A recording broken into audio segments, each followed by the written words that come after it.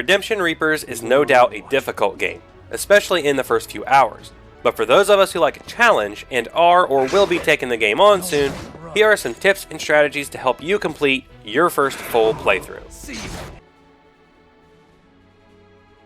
The first thing to remember when playing Redemption Reapers is that it is a squad-based tactics game, meaning that focusing attacks at one enemy at a time and then positioning for the next enemy is key.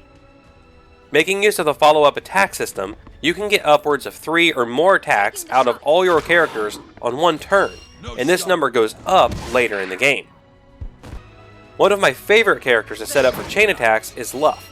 Since he can attack at diagonals, he can usually make his first attack with no threat of counterattack.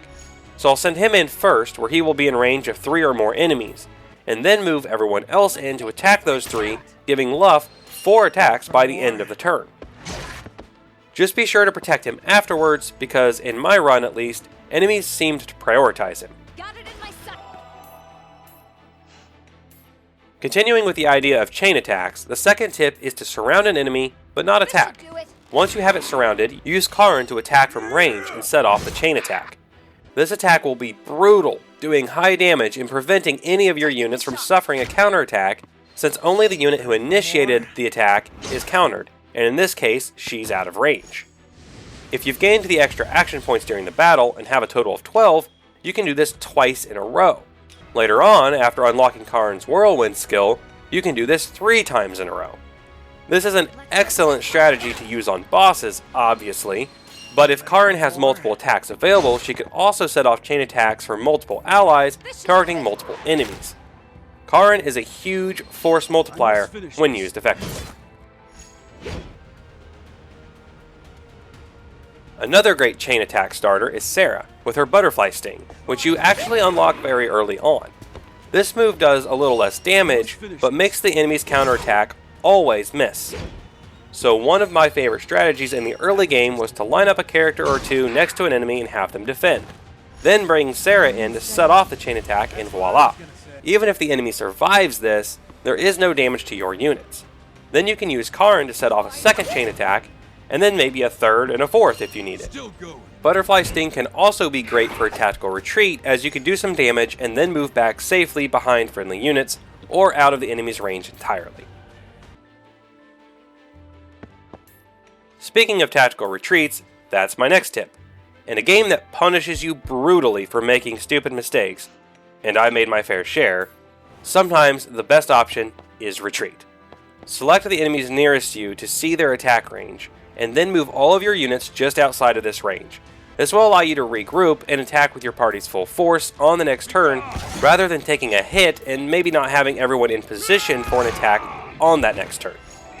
You can also use this as an opportunity to heal up, as besides the spirit drafts, some of your units will unlock healing abilities that cost action points. Karn is the first one to gain one of these abilities around the time you reach chapter 8 or 9. The next tip I have is to don't do anything on your turn if you don't have to. Why is that? Well, you regain 7 action points at the start of each turn. So if you have 7 and then do nothing, you'll have your max of 10 or 13 if you've gained the extra ones during the battle. This will allow you to attack and then defend in the same turn, or attack more than once. So it pays to rest up from time to time. Just make sure you're out of enemy range, because taking a hit while not defending is brutal. Next up, let's talk about Urs. Urs is the tank. Glenn can play the role in a pinch if certain conditions are met, but Urs can take on a horde and still be alive the next turn. Use Urs as your bait when you have those enemies who won't move until you enter their range.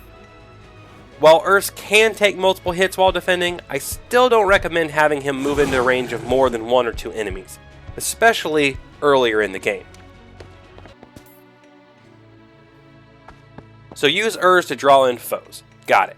But how do we make him tankier, because he doesn't seem that great at first? That's where his skill point allocation comes in. He has the dedicated defender skill that reduces his damage taken by 1 for each point invested up to 5. Put his first 5 points into this skill, and most attacks will only ever do 1 or 2 damage to him while he's defending. Moving back over to the damage side of things, make sure to pick up the Doublestrike skill on both Sarah and Karin, though I would prioritize Karin's first. I waited way too long to pick these up myself, not realizing how good they would be.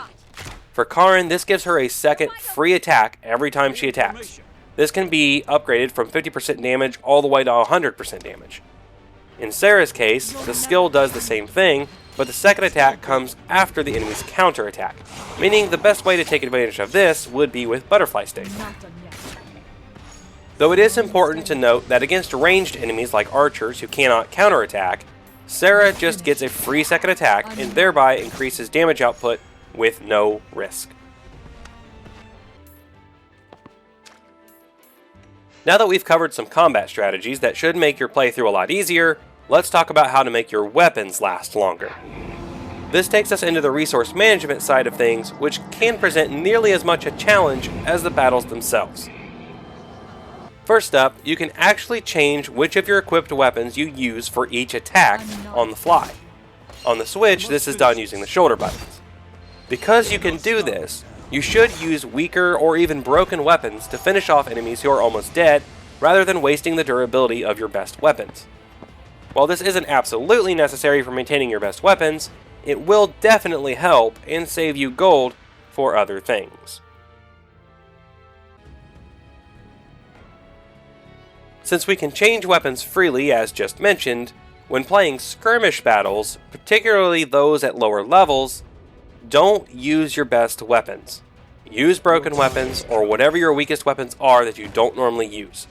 If you do this, you won't have to worry about the wear on your weapons while skirmishing, and can then use all the gold from obtained loot to repair or upgrade your best weapons for use in the story missions. Now let's talk about those upgrades. When selecting ore to use for upgrading weapons, the descriptions will tell you that they work best for certain weapons, such as axes or swords. However, these materials can still be used on other weapons. It just takes more of them to get the same effect as one of the suggested ores. So if you find yourself with an overabundance of one type of ore, it can still be used to upgrade your other weapons. Though if you want to get a weapon to level 3, you will need the right type of ore for that weapon. While upgrading your weapons makes them more effective, you probably only need to upgrade a couple for each character. Selling the ores can actually be a great way to make some quick gold if you don't feel like grinding for it. Sometimes you may find yourself short on only a few gold, and selling an ore can make up that difference. If you use these tips and remember to use your units as a team, I think you'll find Redemption Reapers a much more enjoyable experience, and maybe even a bit less difficult. As you get farther into the game, your team becomes more powerful and gains more options in combat too. Eventually, you could even split the team up on occasion and survive. The developers at AdGlobe really did a great job, in my opinion, of making you feel more powerful and experienced as the game progresses, while still maintaining a level of challenge that makes victory on each map all the more satisfying. Please remember to give the video a like and leave your comments down below with any questions you might have about the game, or strategies that you've picked up along the way. If you want to see more about the overall feel of the game and response to some of the bad reviews out there, I made this video just for you. Thank you all so much for watching, have a great day, and keep on gaming.